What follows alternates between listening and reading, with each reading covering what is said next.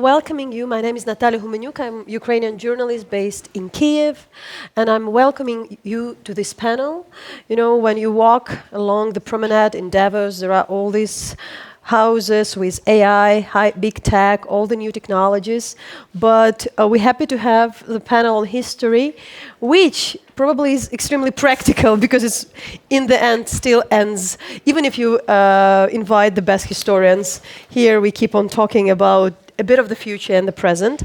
But we have a luxury a bit to learn from the history, and I'll introduce our guest. That would be Professor Timothy Snyder, who is Richard C. Levin Professor of History and Global Affairs at Yale University. Then Gideon Rachman, who is a Chief Foreign Affairs Commentator from Financial Times, and Ukrainian historian Yaroslav Hrytsak, who is a Professor of Ukrainian Catholic University in Lviv. And as a Ukrainian, you know, I know the organizers want to have the conversation global, but still, this is the Ukrainian pavilion, and there is no better person than Professor Snyder, who can also explain why it's all very, very global. And I'll start with letting us, not giving the full lecture, but maybe a bit, what were the wars where Ukraine mattered for the world? And to what we have to learn from that. Okay. Welcome everybody. Good morning. Thanks, Natalia. It's great to be with Slavko and with Gideon here. So as a historian, I look at our view of Ukraine and I kind of wonder, because what's happened over the course of the war is that we've essentially taken 3 years to recognize that Ukraine is a real place, that Ukraine is not just on the margin, that Ukraine might actually be important to the world. And I have to say that conclusion that Ukraine is important to the world is one that's pretty obvious to historians of that region. And I say this not to promote Ukraine or to say rah rah. I say it just because of what we actually know about the last 5,000 or 6,000 years of the history of the world. The first cities that we know of were not in Mesopotamia. The first cities that we know of about 6,000 years ago are on the territory of what's now Ukraine, south-central Ukraine, between Kiev and Odessa.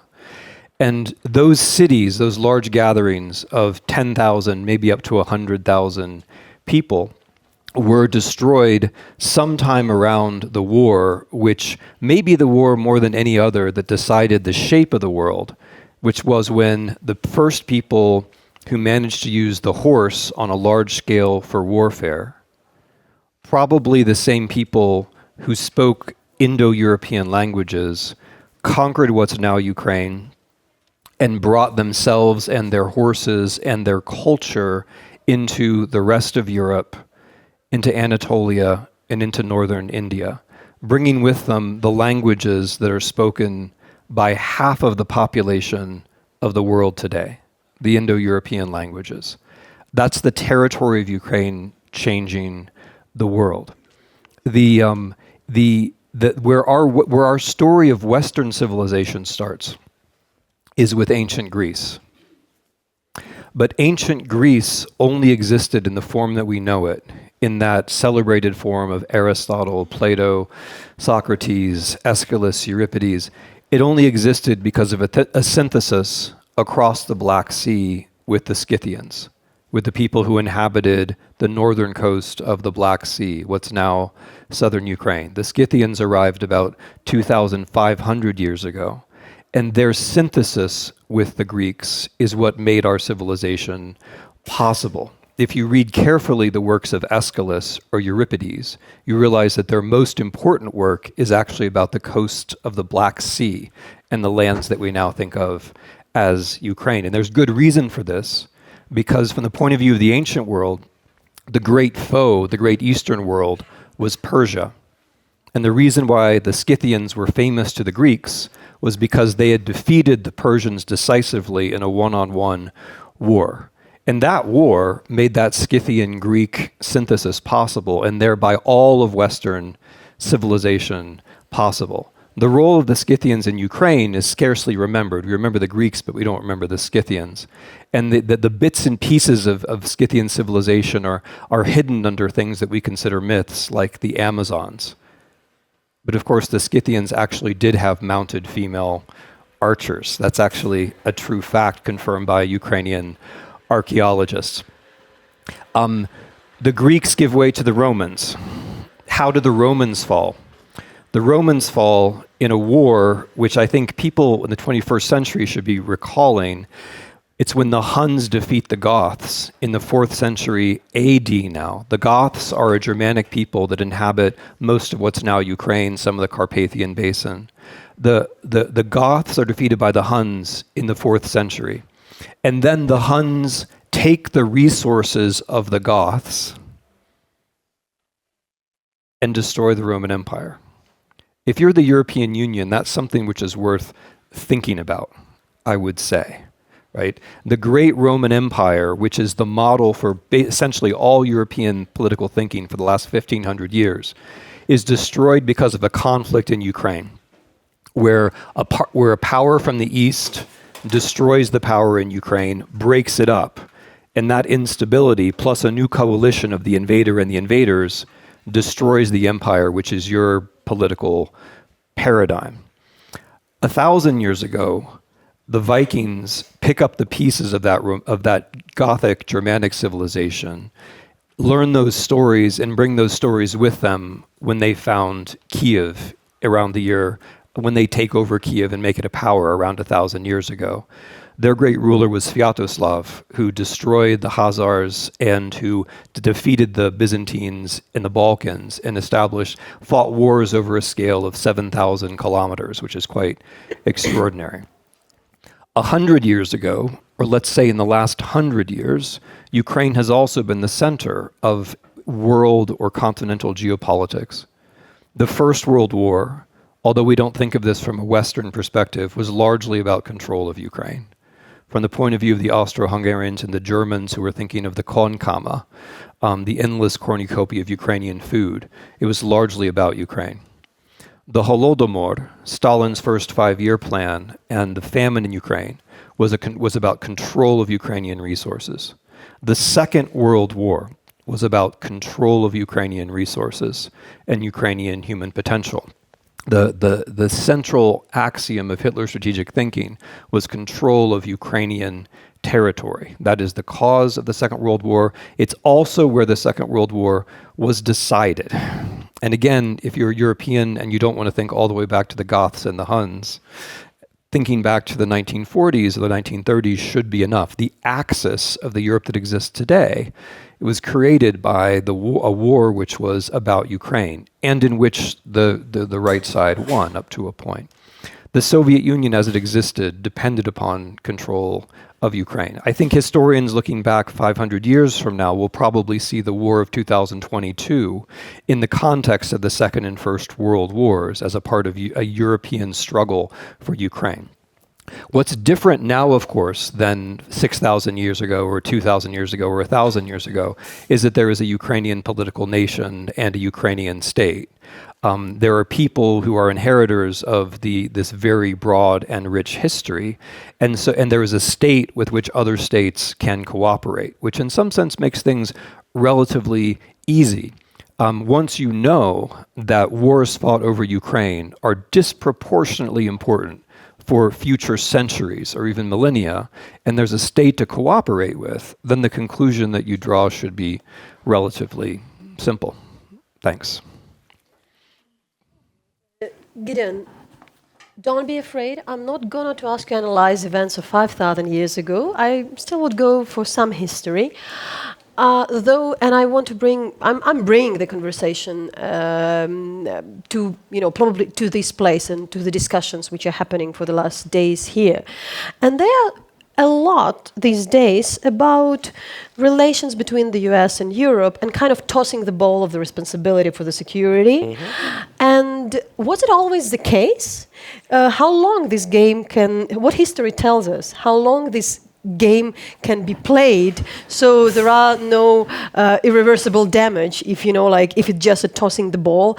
Or are we already in the period of time when you just say, a lot of people would say that in the US, after the Second World War, the soldiers were fighting in the Americans in the European soil. There were refugees from Europe. So Europe was close to the heart of a lot of Americans. It's not any longer the case. Most of the people, who are there, for instance, in Mago Lago, they are coming from Latin America. It's a different continent. So the mindset also in the US administration and in the US public also has changed. So, Europe means less, to be honest.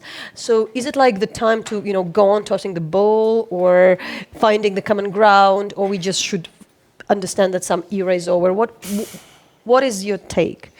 Well, as people famously say, it's too soon to tell. I mean, we're clearly in a very dramatic moment. Incidentally, thank you very much for inviting me to the panel, and I'm honored and slightly intimidated to share it with two really proper historians. I studied history as an undergraduate, and I just use it to inform my columns. But I think that, so there are two things that occur to me as in response to your question. Firstly, I think it's possible, maybe even probable, that we're beginning to see the collapse or the end of the arrangements that were put in place after the end of the Second World War, in which America made a decision that it was going to stay in Europe, in European security. It wasn't immediately obvious after the Second World War that they were going to do that, but then Russian actions in Greece and elsewhere persuaded people to found NATO. And that's really the system we've had since then. I see Wolfgang in the front row. That's the Munich Security Conference system, if you like. This deep integration with the United States, and the United States really increasingly taking the lead on American security. And as somebody reminded me yesterday, if Russia were to attack NATO, or attack Europe, the European response would be led by an American general, General Chris Cavoli, the Supreme Allied Commander Europe. And that Supreme Allied Commander Europe has always been an American. And I think the question raised by Trump, and we'll only figure it out as things unfold, is basically, is Trump saying that's over? Whether or not, whatever he says formally about NATO, and that matters crucially, obviously, but is his approach to say, well, this is now an outdated arrangement. This is based on 80 years ago. Europe's really got to take responsibility for its own security. And incidentally, I'm willing to take the risk that it's not that important to the US what happens in Europe. And I think the sort of collapse of the ideological link, which was left over from the Second World War, the idea that we shared this common approach to liberal democracy.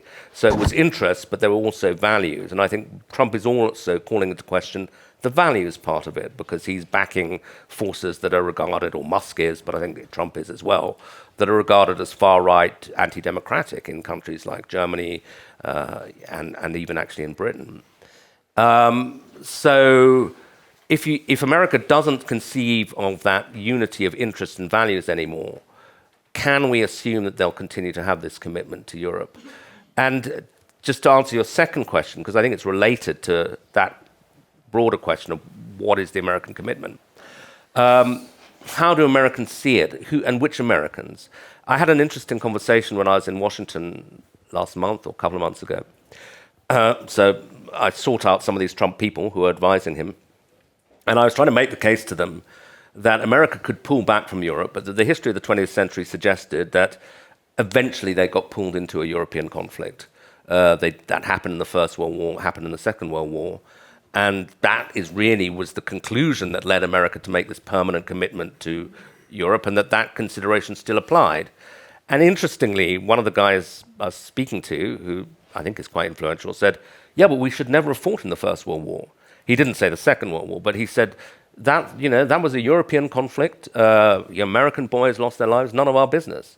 And I was very startled to hear that. But that was the thinking behind the American isolationism of the 1930s, whose slogan was America First. And that's really coming back. We're coming back to that argument that we thought had been put to rest, has revived, and arguably the America Firsters with that view have have won out now.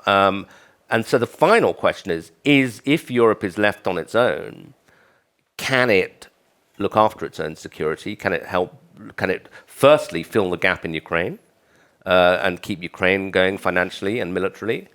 And secondly, can Europeans have the military heft to see off threats to Europe without American help? And I think that is very open to question. I heard Mark Rutte say yesterday, and I think he said it in public as well, that at the moment Russia produces in 3 months as much ammunition as the whole of NATO, including the United States, does in a year.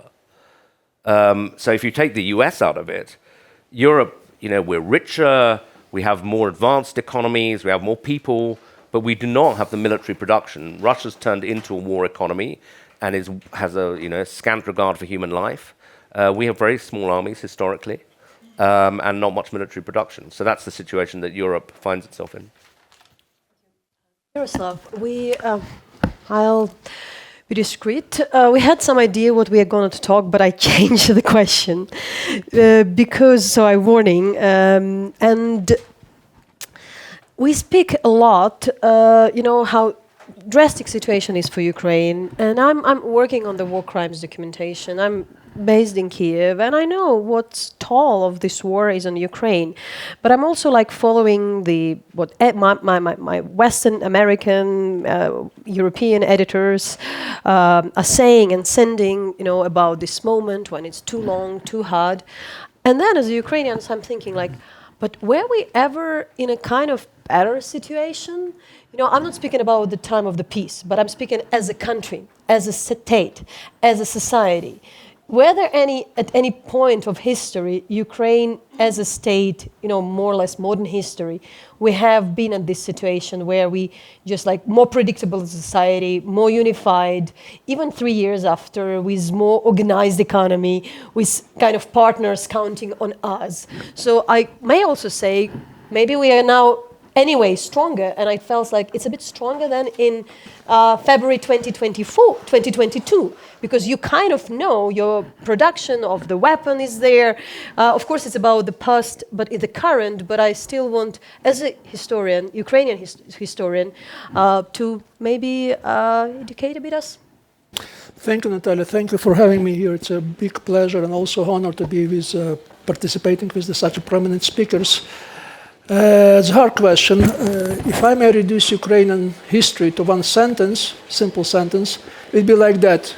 Now you see me, now you don't. Most likely you won't see Ukraine during peaceful time.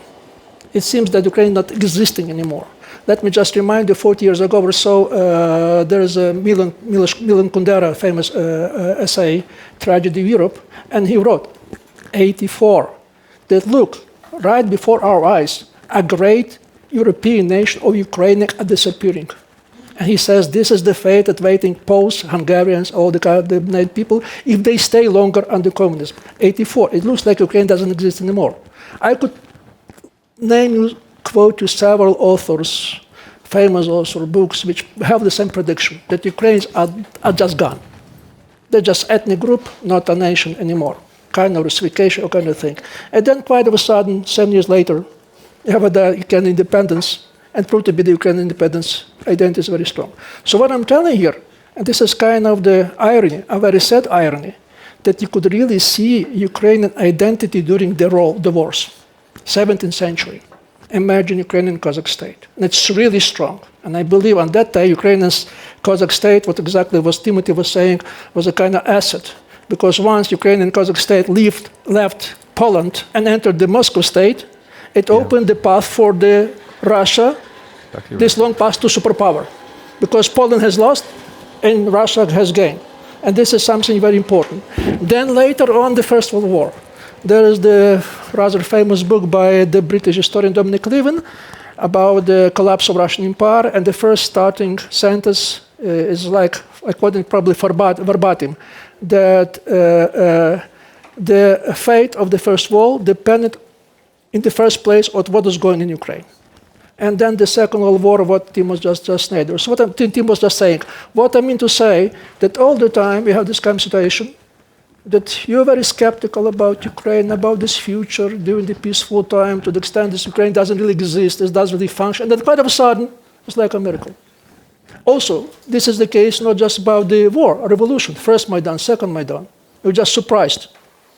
And this is like I see in Ukraine, we have two types of discourses. And when we are doing bad, we say, what the kind of nation you are. And you're doing fine, we say, we are a nation. This is the two discourses. So there is something in between. So what I'm saying here, this is not the first time, and I would say Ukraine has a kind of the trait that nobody could really explain in rational terms. Resilience. Ukraine went through the very severe crisis. One of the most severe crises was 1994. Let me remind you that this is the kind of economic crisis combined with political crisis, and the Economist went with the issue on the Ukraine, which says the birth and the possible death of new country. And the Economist meant Ukraine. So what I'm saying here, Ukraine has a some kind of resilience to went through to survive this kind of deep crisis. And now let me zoom out. Let me provide some global perspective. I don't see there is something exceptional about Ukraine. I see this as a kind of common pattern we could see quite often in different cases. We historians, we tend to see in historical terms, historical time, not a kind of astronomical time, because astronomical we have the same day today, which is what, 23rd of January 2024. It's everywhere, be it in Finland, Philippines, it doesn't matter. We count time different. We think there's a historical time. So let me put it this way, if I may put it simple. If you want to compare, say, Poland to Ukraine, it does really make sense to compare on the same date. What you have to compare, count the 34 years of the Polish independence, 1918, you will find what is more similar situation of Poland and Ukraine. Do it the same with the French history, starting from the French Revolution. It takes probably 100 years to come from the stability through the Federal Revolution. Take Germany. Whatever country you take. So I mean, when I say Ukraine has a specific category, it's a young country. And young country, there's a kind of how should I say, a pattern, a very unfortunate pattern, because young country tends to come through the crises from time to time, regularly. So we have a 20 years Ukraine independence, we have 2 revolutions, some say 3 revolutions, and 2 wars, and still resilience. So this is my final point. This is a common pattern. Look at any country of G7, and count the 34 years or 34 years of their history, 50, you will see the same pattern. So what I'm saying, if we count, we are asking, or we're suggesting that Western countries have to take inspiration from Ukraine, I would say historically Ukraine has to take inspiration from these countries. Because all of them became successful. Because there's another pattern here. To be a successful for a young country, you have to come reforms, with the deep reforms, with radical reforms. And the best time to do reforms during the crisis. Nobody does reform because of the comfort. Reforms come from the understanding of the local elites. If they won't do something, they will be wiped out from the country together with their independence. This is belief, something here. So I'm not saying that Ukraine, the history provides some kind of consolation, that we are fine, that everything happened. No, but just saying the trend is there. Trend is there, and I would see that, yes, Ukraine is extremely resilient. We don't have a kind of the rational explanation, but at least history helps us understand where we stand and where is the option. And probably the final point, and this is something that concerns our title of our conference, that most of the countries, young countries, could manage on their own. There's always someone to help them. If you look at this kind of period of young countries, there's always someone, the third side, or the second side, who was helping that. So I'm saying we are trapped, we are going in the very dangerous, risky way, but historically say this is a rather safe way, and we have no other way but just to proceed it further. Thank you.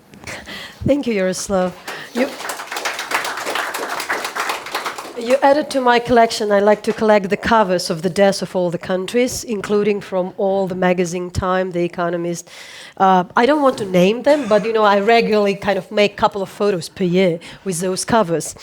I'm glad to bring Walter Mead, who is a Global View columnist from the Wall Street Journal. You weren't with us. We already started, so you're kind of ending this panel. And of course, we started 5,000 years ago, so we covered very fast. You're right on time. I'm just on the 20th century. And I ask about the 20th century more that when I talk to also some of the Ukrainian diplomats, including in DC, they really say, with all the gratitude to the Biden administration, saying that, like, how about this generation which don't remember Cold War? And they say, sometimes it's even easier. These people know nothing about Ukraine. They know nothing about Russia. But, they're kind of not hostages of their education, always to speak about Soviet Union, always to speak about the Russia, because they are coming from the generation already when Iraq was there, when Syria was there. So the mindset is different. And I ask you, what do you think history can learn us, as it says? Maybe it's worse that sometimes some people forget some part of the history. Weren't we a bit of the hostages of this kind of nuclear disarmament, the trying to see Russia through the lenses of the Soviet Union? And I'm in particular want to understand, speak about, not even that much about Ukraine, but the US view on Russia. All right. Well, first of all, let me apologize for being late. If anyone here is staying in hotels in clusters, you will understand this new Davos word, clusterfork, which appears to happen every time you try to get from one place to the other. And I was a victim this morning. I apologize for missing the rest of the panel. One of the reasons I wanted to be here was because these are some of the people I really listen to and respect over the years. But let me just start quickly with a personal anecdote in that I first came to Ukraine when it was still part of the Soviet Union back in 1990, when as part of a Bazaar magazine assignment, I spent a month driving through the Soviet Union on my own, learning things on the ground. I learned a lot. The thing that impressed me most in Ukraine is I understood the weight of the 20th century in a way I hadn't before. That Ukraine, in many ways, was the principal victim of history in the 20th century. That is to say, World War I, as is often forgotten in the West, was far more violent, vicious, and brutal even than what we saw on the Somme and the Western Front, the sort of mass suffering of civilians, immediately followed by Russian Civil War, revolution. Again, much of its bloodiest events took place in Ukraine. And you sort of had from the Germans to the white forces to the red forces, people riding through the countryside, killing everyone essentially with a high school education who might be intelligentsia on the other side. You then had obviously the Stalinist waves of repression, mass murder on a scale rarely seen anywhere. Then in World War II, again, much of the worst fighting was in Ukraine, and you had on both sides systematic destruction of the intelligentsia, civil society. This is, if you want to talk about a people who was crucified in the course of the 20th century, Ukraine is it. And I was powerfully impressed in 1990 at the shadows these catastrophes cast over private lives, personal relationships, the deep damage that had been done to Ukrainian society as a result of these crimes and horrors. And since then, what has continually astonished me is this resilience of Ukraine. Is watching a society knit itself together, find new purposes, obviously still struggling with an extremely complicated and difficult legacy from the past, and increasingly under the hostile gaze of an ambitious and suspicious neighbor. So, and for me, I've been to Ukraine twice since the war began, and certainly hope to get back sooner rather than later. I have again been amazed at how the war, rather than breaking Ukraine, has in many ways created a stronger Ukraine, though a Ukraine that is very much under pressure, very much feels this war of attrition as a deeply damaging and existentially endangering conflict. So, now move to something really depressing, American policy in Russia.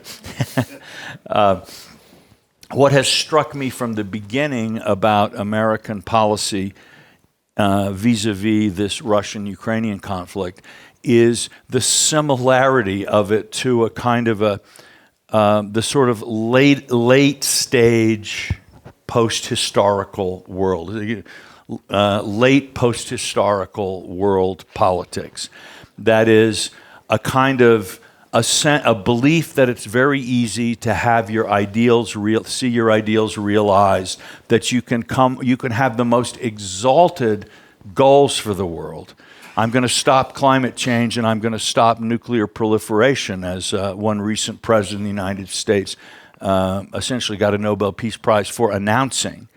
But doing things to realize those ambitions is extremely difficult, both from a political sense of getting the support for it and from a policy sense of figuring out how to do it. These are not easy. But what we've done in the United States, I'm afraid, and generally in the West, vis-a-vis this conflict, there's a tendency to sort of want to look in the mirror and see Winston Churchill looking back out at you. I am a great defender of freedom. I am on the front lines. I stand for liberty. But then, in fact, I'm going to give Hitler the Sudetenland. But first make him fight a little bit for it. It's so, to act like Chamberlain, but to have a kind of the self-esteem of Churchill has been, I think, the sort of, it has been the standard operating procedure of the Western political class for the last 25 years, not only about Ukraine. And I don't think that they formulated it to themselves in this way, but I think the policy, the effective Western policy has been, we're going to give Ukraine enough support so that it doesn't collapse outright, because that would make us feel bad. But we are so inhibited by our fears of Russian retaliation and the presumed escalation dominance that we are not going to give Ukraine ever enough aid to actually win the war, barring some kind of Russian collapse. Now, I think at the beginning they hoped that economic sanctions would bring Putin down quickly, and so they could this would work. But even after the economic sanctions visibly failed to stop Russia, they continued with this policy. And the hope is a sort of a bizarre word in these circumstances, was that the Ukrainians themselves sooner or later would get tired of endlessly fighting a war they could not win. And the Ukrainians would make a decision for peace. And so I, Winston Churchill, you see, could be the upholder of Ukrainian independence and let Ukraine lead the path to surrender under conditions that I had created. Now, in fairness to the people who've developed this policy, Russia is not an easy nut to crack. And Putin's ability to respond to external pressure by tightening his economic and social control, turning the authoritarian Russia of 2019 into the near totalitarian Russia of today, was a resource that perhaps the West did not expect, a place that we did not think he would go, but he went, and he went very effectively.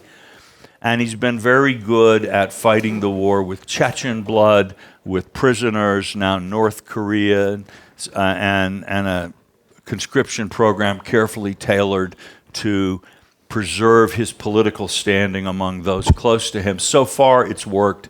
Who knows how long it can continue. What would a serious American policy toward Russia have looked like, or could it look like now? Well, you can see part of it came by accident.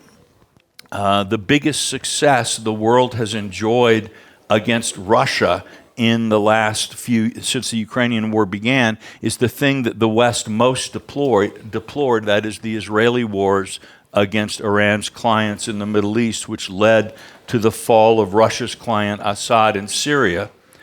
And I think points the way to what a serious geopolitical strategy about this war would look like, which is to say that one does not necessarily defeat Russia by trying to escalate on the battlefield in Ukraine, which is the place where where your fear of Russian escalation dominance is greatest, right?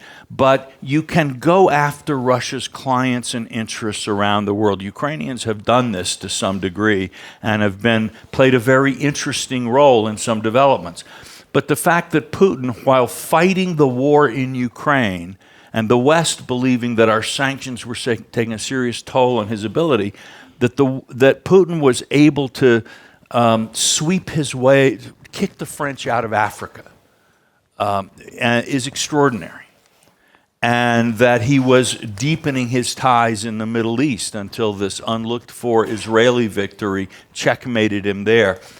We should have been, and could now still be, attacking Russian interests around the world in ways that against which it's very difficult to escalate. Instead, Russia's doing that to the West. Mysterious destruction of submarine cables and so on and so forth. All right. So I think we still have a policy that is not serious.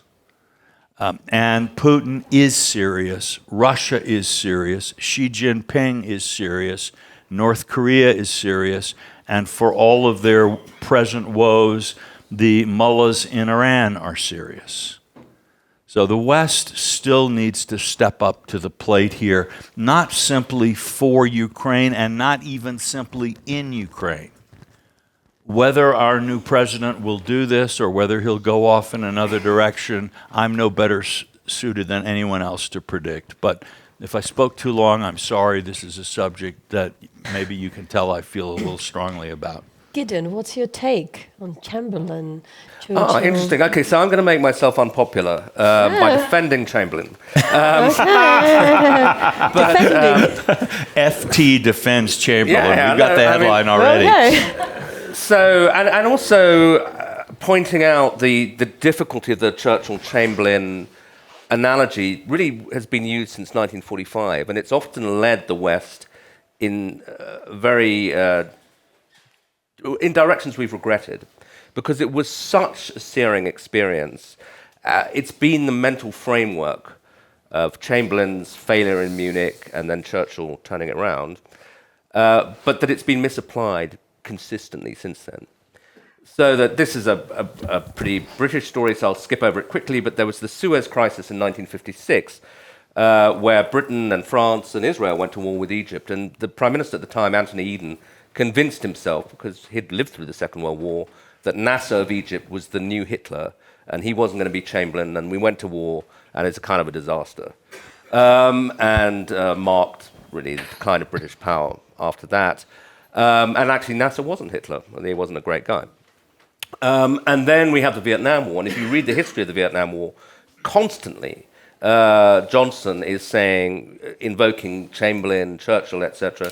And again, it leads America into a war that they come to regret, and actually the North Vietnamese win, although they get a million casualties and more. And then again on the Iraq War, Bush famously puts the bust of Churchill in his office and wants to be Churchill. But these lessons are never that simple, actually. I was reminded of it because I just met the president of Iraq here in Davos. And I said to him, look, everyone in the West now believes that war was a horrible mistake and, we should never have done it. He said, totally wrong. It was right. You got rid of a dictator and we're very grateful for it. So there isn't one simple lesson, is I guess what I'm saying. I mean, actually, personally, I do think that Putin's aggression towards Ukraine and the implications that it has for the rest of Europe is much closer to the Hitler-Chamberlain analogy than Egypt in '56 or Vietnam in the '60s. So I find it kind of convincing, but we have to remember it's an analogy that's led us astray many times in the past. And finally, when I say jokingly, not totally jokingly, I have some sympathy with Chamberlain because everyone is a prisoner of their own history. Chamberlain had lived through the First World War. He'd seen, members of his family, Britain, huge toll. And he knows when he goes to Munich in 1938 that Britain is not psychologically not prepared for war. Nobody wants to go to war with Nazi Germany. And when he comes back, he is greeted as a hero because there is no psychological preparedness for war. And after that, as a precaution, and Britain, incidentally, militarily is not prepared for war, a bit like now. The army was in terrible shape. After that, they begin to build up the Royal Air Force. They do prepare for war. And then when Hitler turns out to be who he is, because they take the whole of Czechoslovakia and then invade Poland, at that point, Britain and France know what they're facing, and they are... Oh, Britain does, perhaps. Yeah, well, France goes to war as well. In a way. Yeah, anyway, they get overrun. All I'm saying is that these lessons can take you in complicated directions. Tim, you laid down quite often the explanation how the countries can defeat the nuclear state. You did it already. You can go, because we also discussed this kind of phantom of the nuclear, the use of the nuclear by Russia is always there. But would you give examples when, not even given examples, but thanks to what the countries which are smaller could prevail, because so often it just sheer size of Ukraine, smaller as Russia, kind of is the reason to explain why the chances are low. That's considered to be common sense, but it's actually not really, isn't it? No, I really want to thank you, Natalia, for tossing me all these historical softballs. It's really so much. It's so much fun because so much of the discussion about war rests on certainties at which people arrived approximately 6 minutes ago, having forgotten everything which has happened before. And there are trends, and I really appreciate all three of my colleagues invoking some of them, which demonstrate that the things that happen to be in fashion now, the convictions that we have about war now, or the convictions we have about Russia now, just don't really hold up if you pause and think for a moment. So I'm gonna mention three trends that are worth thinking about. One is that Russia just loses a lot of wars. So this idea that the President of the United States seems to have, that Russia always wins, it's just historically not true. They lose a lot of wars. They lost in Crimea to Britain and France. They lost the Russo-Japanese War. They lost the First World War despite being in a very strong coalition. They would have lost the second without American economic aid. They lost in Afghanistan, which they invaded in 1979. They lost the first Chechen War. They lose wars all the time, just like other great... Syria, yeah? Yes, they did one more recently. Right. I'm going to get to that. And so there's and other great powers lose wars too, right? The United States of America also loses wars all the time. One of the things which bothers me about coming to Davos and listening to Americans is this incredible arrogance we have, I feel, when we engage with Ukrainians about war fighting. I mean, we have massively underperformed in the 21st century, and the Ukrainians have massively overperformed, and yet we feel like we can constantly lecture them. And I think that hurts our national security because we are not learning the lessons of this war as readily as we should be learning them, I think. And that's in large scale, I think, as a result of our own arrogance. That's just to the side. Anyway, one trend, Russia loses wars. Another trend is that the post-colonial country, for the last 75 years or so, the post-colonial country generally defeats the colonial country. Not always, but usually. Since the Second World War, the post-colonial country usually wins. And that's why we now have United Nations with roughly 200 members. Not because the British and the French and the Portuguese and the Dutch and the Spanish empires decided they were lovely people. They decided they were lovely people after they lost the wars, not before. After they lost the wars, they became the lovely Europeans that we know today. But every single European power had to lose its imperial wars, Germany taking the lead as usual in 1945. They all had to lose their imperial wars, which means the record of war fighting is that the great power, the historical great power, the empire, usually loses. And so if you were just going to look at Ukraine, Russia neutrally and just abstract away from all the things you think you know about the two countries, you would say, well, actually the great power is more likely to lose.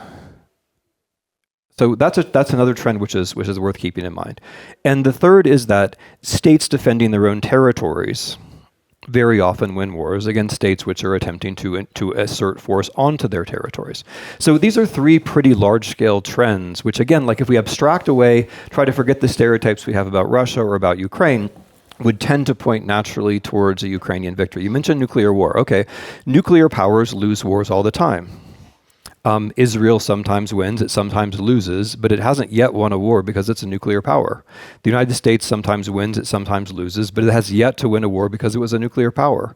Russia sometimes wins, sometimes loses, but it has yet to win a war because it was a nuclear power, right? The hitch to this is that if you want to have a world in which there aren't nuclear wars, you've got to make sure that the conventional power defeats the nuclear power, which happens all the time, right? It happens all the time. Whenever the United States or the Soviet Union or the Russian Federation or China or Israel loses a war, a nuclear power has lost a war. It happens all the time. We should be very relaxed about it. In fact, we should hope for it, because if a nuclear power using the nuclear bluff, which is what the Russian Federation is doing now, in that particular constellation, you're then going to get nuclear proliferation. The Russians, more than anybody else in history, have threatened to use nuclear weapons, right? If you have a database of Russian threats of using nuclear weapons, right, it's like, I don't know, it's like your mother-in-law calling you. I mean, it happens all the time, right? It's just one of these, it's like, no, they literally threaten us with nuclear war around once a week since the war started. And that's historically new. And it's serious, not because they're going to do it, they're not. It's serious because if you let nuclear bluffing lead to victory in a conventional war, then other countries have to get nuclear weapons so they can nuclear bluff. And then middle-sized countries have to get nuclear weapons so they can hold off countries that are going to carry out the nuclear bluff, which is not, without going into detail, that is not a hypothetical prediction. So. You'll have a chance all to respond to that, but I'll be that person who kind of returning like 6 minutes before, thinking about what was said an hour ago and what is in the air. And Yaroslav, Professor Hrytsak, is here in the T-shirt, which is the T-shirt about Don't Appease Evil, the recent call of the Ukrainian intellectual civil society. From the title, you would understand, not appease the evil of Russia. And we're living through the times when, the discussion is dominated by the talks. I want to tell as a give a historical warning, what you do if you appease, and also what you do if you just freeze. You just freeze the conflict. So how do you think about that? And I give another chance in this question, and because I know you very well looked into the reconciliation, let's say, between the Ukrainians and the Poles. That's some of your major themes. And we also don't want to be in the position of the denial. Ukrainians just don't want to talk to Russians. We just don't want ever. Yaroslav is not exactly the person, he's speaking there is a way, but there should be conditions for that. Would you lay out that? And maybe you all react on that and have, that would be your final thoughts on this theme. So yes, you. So first of all, I want to turn your attention that we, for the last 70 years, are facing some kind of historical unprecedented event, which never happened before, and I hope it continue in the future. And this is that for the first time in the world history, we have a large no-war zone, and this is European Union. You may remember it very well that Europe as a continent was one of the most bellicose continents in the world history. Citing the frequency of the conflict, let me just remind you that the First and Second World War emerged not in Asia, Africa, but in Europe, so to say. So what has been done, it's a kind of the historical miracle, what this country managed to achieve. And the starting point was a French-German reconciliation. Without it, it would never happen. It was very much about economics. You probably remember Robert Schuman, the idea of the common agreement of the steel and coal, signed by the two countries, that by Benelux and then Italy, it make a core of the future European Union. I want to turn your attention to the fact which is quite often ignored, sadly so. And this is that we have the same kind of reconciliation which is very much equal to what's happened in the French-German reconciliation. And it's the Polish-Ukrainian reconciliation. To the extent French-German reconciliation created a core for a future union, the Polish-Ukrainian reconciliation created a core, a chance to extend this European Union as far as to the Russian border. It's also a historical mirror. Let me just tell you as a historian that Polish-Ukrainian relation in the past was very much tense, very much like Russia, but even more tense and more bloody, so to say, especially 20th century. And this is what happened. Actually, it's a miracle. It was not a miracle. It was the miracle which was prepared by several generations, intellectuals, public figure would be named. But this is something which gives us some pattern how to proceed. So this is, I'm driving from the Polish-Ukrainian reconciliation. So first of all, it has to be first entry ticket. You have to recognize integrity of the territorial border, regardless they are just or not. Let me say you that most of the borders in Ukraine, in Europe, they are not just. Probably with the exception of Greenland and Iceland, because they're islands. Otherwise, each Don't of mention Greenland. I hope that Trump is not with Trump, but basically the thing is, you have a clear border because geographical borders, they're not contested. In all other, with no exception, every border in Europe is contested historically. I would always say if it is contested about Crimea, to whom Crimea belongs, to Greeks, or to Scythians, or to Iran, because it's the two closest, so to say, historically, people who owned which is make this argument absurd. So I'm saying here, let's not to try apply history to politics. Let's forget about it. Let's just accept reality as it is, and this is what we have. Borders, they are not just, but they're accepting them. Secondly, and very importantly, there must be a kind of reconciliation in terms that how should they say that we have a common threat, we have common. I'll skip this part because it's too complicated. So what I'm saying here, as I said, the Polish-Ukrainian reconciliation was made by the many public figures, intellectuals on both sides. Unfortunately, we don't see that many figures on the Russian side, be it public figures, intellectual, or statesmen. Let me just say that the very moment of the collapse of the Soviet Union, Solzhenitsyn, which was the most prominent figure, intellectual at the time, who is half Ukrainian, he wrote a large article, "Как обустроить Россию," how to reconstruct Russia.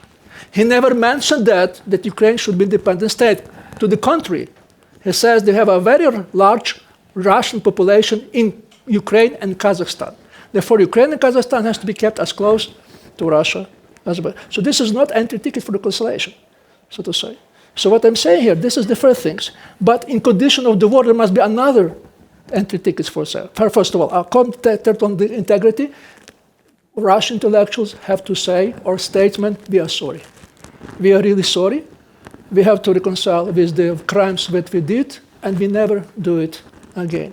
And throughout those 3 years, I'm trying to reach any Russian intellectuals, public figures. And I said, just write a very short address with those two messages that at least we could start thinking about the future reconciliation, like, say, in 50 years. Never happened. There are several personal statements, like Kasparov said that, say, like Gaziger said it, but you don't have any kind of the, say to say, statement from the Russian liberal opposition, be it in Russia or be it outside. And this is a tragedy, which means that chances for Russian-Ukrainian reconciliation are very slim. And the third condition, I'm sorry to say that because I couldn't, this is what Tim used to quote. He quoted Weizsäcker, the former German president, that the best thing that could ever happen to Germany, that it has lost the war. So the best thing that could happen to Russia, that lost the war because it would start to reconstruct normal state. So a part of these two preconditions, the third precondition, Russia has to lose the war. Because without this reconciliation, it would hardly happen. So again, I'm rather skeptical about perspective Russian relation because those three criteria are not met. But you see, as I said, in history, miracles could happen. If you refer to Polish-Ukrainian reconciliation, you could never be sure about that. But still, as I said, this must be all the best improvisation, the best miracle are those who are really prepared. I want you all, thank you. I want to all respond to that. We have the less than 8 minutes, and we need to finish very much sharp. Also, like, give a hand to our speakers to understand, like, whether there is a question, so they know how long they can speak. But maybe Walter, you start. Well, I'm impressed by your arguments, and I do feel, having traveled widely in Russia as well as Ukraine, that Russians psychologically are not ready to see a separation. I think Solzhenitsyn was at one point ready to say, well, on the west bank of the Dnieper we've lost them, but the other half is ours, needs to be. That's as close as I've really seen, and so Putin's task in fighting this war is a bit easier than it would otherwise be. He's more like the French in Algeria than like the Americans in Vietnam, if we're going to be looking at parallels, both in terms of the closeness. It's a lot easier to fight a war that's very close to you, but also your own population agrees with you that this is an essential existential struggle. And so, but again, in practical terms, as in the last conversation I had here, which was yesterday or the day before in Davos, I can't remember which day it is, while I spin long, elaborate historical analogies, the point was really, there will probably have to be, unless things really change, a territorial compromise of some kind. And the question then is security guarantees for Ukraine. What, is it NATO membership? If it's not NATO membership, what is it? Will Russia stop fighting if Ukraine has better security guarantees than Russia thinks it should have, etc.? All of this suggests that this fight between the peoples is something that won't end quickly, and any kind of peace is likely to be both fragile and dependent on the attitudes of external states. So it's going to be difficult. I think many of us have seen in a sense, people have talked about Ukraine as the Israel of the North. That is a state that by geography is going to be forced to be very defense-minded, realizing too with a smaller population than the other side that it needs to go to high tech. That kind of Ukraine could well flourish. But it will need more support, I think, than it's currently getting from the West to get to that place. And I hope we can all find a path for that. If very briefly, you have the question, Yannick, and it would be the one, and then we would have a final words because we have a couple of minutes. Or, yeah, please do. Yeah. It's more depressing about the West than about Ukraine, I think. So how do you fix the West? We got 30 seconds, did you say? Yes. Tim, you have 1 minute. You have 1 minute, and we'll kind of final. It will be the final. Well, I cede my minute to Tim. Okay. One interesting difference between the early 90s and the early 2020s, for those of us who sort of lived through both and had were engaged in this part of the world, is in the early 90s, the East Europeans sadly really did think that the Americans understood everything. And that is very different from Ukrainians in the early 2020s. And it's refreshing, frankly, because because of course we don't, and we need people to learn from, as well as people to try to teach things to. And so I really appreciate the question. Of course, the fixing the West is not like fixing your car. What I'll try to do is just briefly synthesize some remarks that everybody has made in one way. You could say that, Trump is wrong and Biden is wrong. You could say Churchill is wrong and Chamberlain is wrong. Or you could say everybody has something right. And the trick for the West is to get two things right at the same time. So, for example, I think the Biden administration is deeply correct in talking about Ukraine to speak of human rights and international law. And I think the Trump administration would be deeply mistaken to drop a language of values and laws and norms. On the other hand, I think the Trump administration is entirely correct that force matters in the world. They're entirely correct about that. But force in the name of what exactly, right? If you talk about force mattering and you want to be a great power politician, you have to have some notion, at least of the interests of your own country, which I think they're currently, let's say, working on, I'll put it politely, and perhaps even about what the world should be like. And ultimately, that will come down to value judgments. I mean, even the claim my own country matters is a value judgment. So the trick, I think, for the West is to care both about norms and to care about power, to do both of those things. And as Walter quite rightly said, dreaming about norms doesn't make things go the way you want them to go. On the other hand, dreaming about power and talking big also doesn't make things go the way you want them to go. You have to be able to exercise power and care about norms at the same time. And that's the synthesis which I think one has to achieve, and in Ukraine would be a good place to start. Gideon, can you summarize with this FT, very practical summary, like... No, I can't.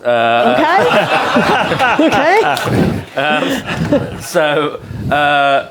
Look, we're in a moment of deep flux. I like the way that Tim said, that it's very easy. I feel, particularly as a journalist, to sit outside and criticize.